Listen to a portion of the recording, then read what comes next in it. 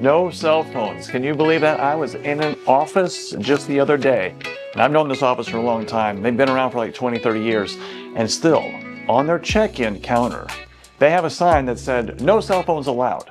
Now, this is 2025.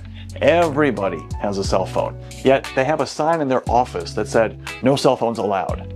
You've probably been in other offices where you see signs like, no food or drink, or insurance must be presented at the beginning of the appointment, or hot check writers will be prosecuted to the full extent of the law.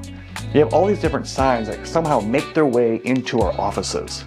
So my suggestion to you is to go through your office and get rid of all of these oppressive signs that are just nothing but a negative message given to your patients. Now, you're gonna have a couple bad apples that are gonna kind of mess things up from time to time. Just making a sign isn't gonna somehow magically fix that problem. Just run a really good office and get rid of the signs and make it clean and neat.